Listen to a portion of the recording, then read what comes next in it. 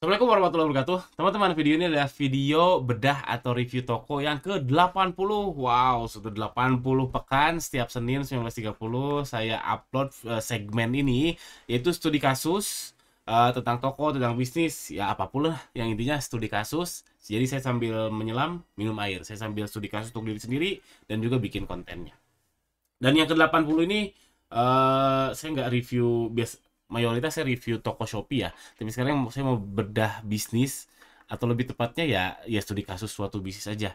Buat yang tokonya mau dibedah cek aja di ganirozaki.com. Di situ ada yang gratis, cek aja Google Form-nya. Ada juga yang berbayar. Kalau yang berbayar itu dari dalaman-dalamannya.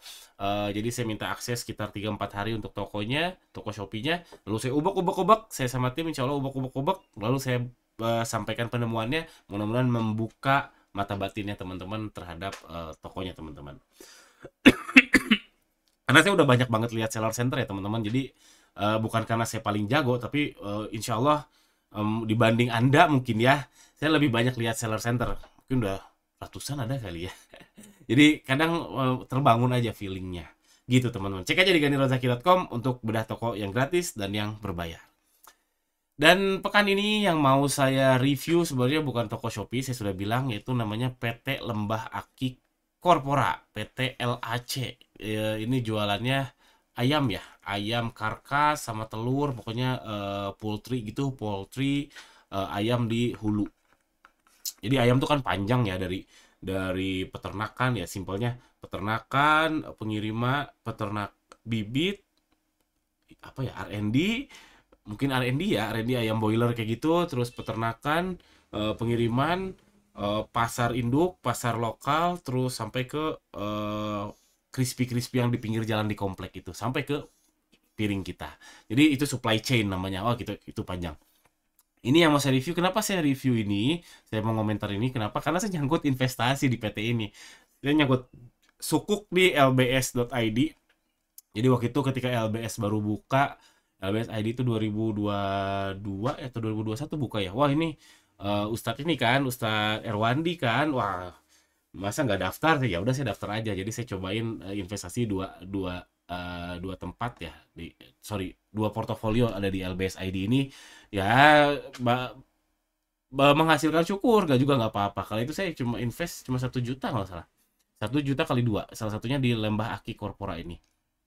Nih, 31 Juli 2022 saya beli harganya 1 juta dan seingat saya waktu itu waktu baca prospektusnya dan waktu baca sebelum rilis ininya janjinya tuh dikembaliin 31 Desember 2022. Sampai saat ini belum lunas. Sampai saat ini belum lunas. Sekarang 2 Januari 2024 masih bayar pokok, belum bagi hasilnya. Ini bisnisnya berarti problematik. Jadi bermasalah dan ternyata tadi saya baru googling-googling lagi di periode yang sama ini kalau nggak salah ini kan tanggal 2022 Juli ya. Ternyata si PT LAC ini juga fundraising juga di Safik. Sama-sama platform syariah. Syafiq nominalnya lebih kecil 800 juta, kalau di LBS ini sampai 5M. Mana ya tadi? Nah, sampai 5M, 5M, 6M. Kalau yang di Syafiq ini 800 juta dan periodenya sama sekitar 2022 awal, 2022 Q1 Q2 lah.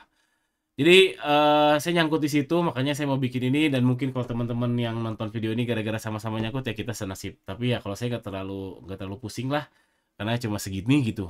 Saya lihat sih ada yang nyangkut yang lumayan besar. Aduh, semoga cepat kembali, semoga dimudahkan buat yang direktur PT LAC-nya dan buat semuanya semoga segera selesai kasus ini, segera selesai peminjaman sukuknya ini. Nah, saya nyangkut di situ, lalu saya coba nih udah waktu awal dia terbitin sukuk sih saya udah googling ya, udah due diligence lah, namanya due diligence. Due diligence. Itu ya ngepo-ngepoin lah diligence. Nulisnya gimana? Nah, ini wajib ya teman-teman. Saya udah due diligence si kala itu saya lupa apakah gimana hasilnya gimana saya lupa. Cuman kalau sekarang saya search PT Lembah Akik itu websitenya nggak ada, terus Instagramnya juga nggak ada. Jadi yang saya temukan ya yang posting tentang PT Lembah Akik ini adalah bukan entity dari dari pusatnya atau bukan dari mereka sendiri. Loh, ada apa ini? Apakah gara-gara kasus ini mereka jadi menutup diri? Yang jelas kredibilitasnya jadi dipertanyakan ya. Zaman now gitu loh, siapa yang nggak punya Instagram untuk bisnis ya? Keterlaluan sih kalau teman-teman di sini nggak punya Instagram, nggak punya TikTok, ya setidaknya punya dulu deh. Setidaknya sehingga orang tahu ada entity itu, bisnis itu. Dan ini si PTLAC ini websitenya nggak ada, Instagramnya nggak ada, TikToknya nggak ada, Facebooknya nggak ada. Wah, kredibilitasnya sangat-sangat dipertanyakan. Jadi pelajaran buat saya nggak akan lagi investasi untuk perusahaan yang nggak jelas digital footprints-nya. Sekarang zaman digital gitu, nikmat digital mana yang kau dustakan? Dan digital footprint itu kan terrecord dari awal posting sampai sekarang ya. Dan kita bisa tahu track recordnya, kita bisa menimang-nimang dan sebagainya. Dan ini PTLAC tidak ada, berarti kredibilitasnya, ya mohon maaf ya. Walaupun saya nggak terlalu sakit hati soal sukuknya, cuman ya kredibilitasnya ya jelek lah. Sayang sekali. Pelajaran buat kita semua, setidaknya teman-teman ya daftar semua platform deh. Nggak up to date ya nggak apa-apa. Instagram, Facebook, TikTok, Shopee, wah banyak. Lalu penuan saya yang kedua, jangan main ayam. Jadi yang buat berpikir diversifikasi bisnis, yang tadinya jualan online terus mau jualan ayam, setidaknya saya dengar ya 2-3 kali lah. 3 kali kalau main ayam itu di hulu ya, khususnya di hulu itu bermasalah. Karena saling utang. Jadi dari peternak, dari ini, pokoknya saling utang lah. Nanti dibayarnya tempo ini, dibayarnya nanti lah, orangnya hilang dan sebagainya.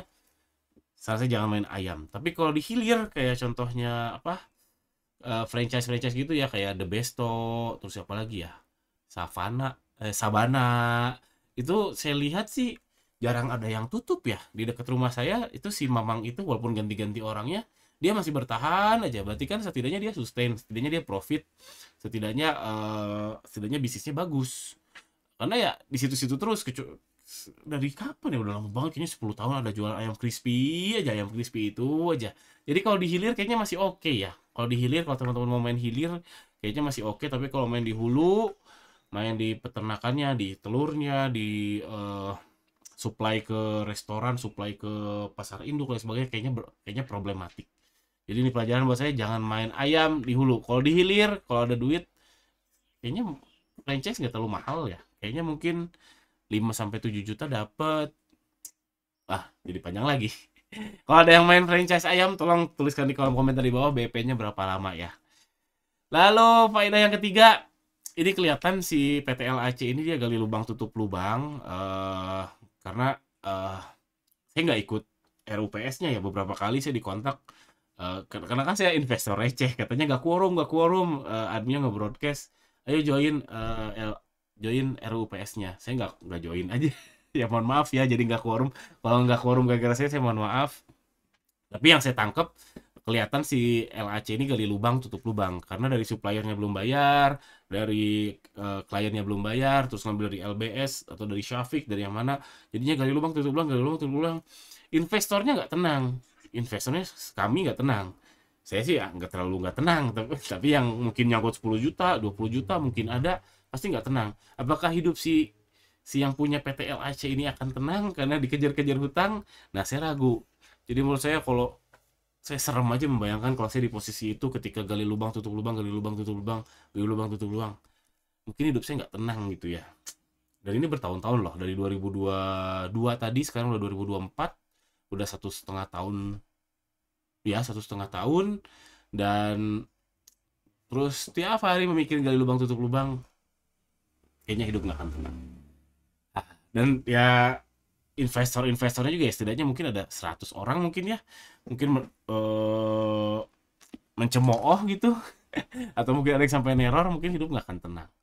Jadi saran saya, faedahnya buat teman-teman yang jualan online atau jualan bisnis apapun, coba hindari gali lubang tutup lubang ya. Ya serem aja.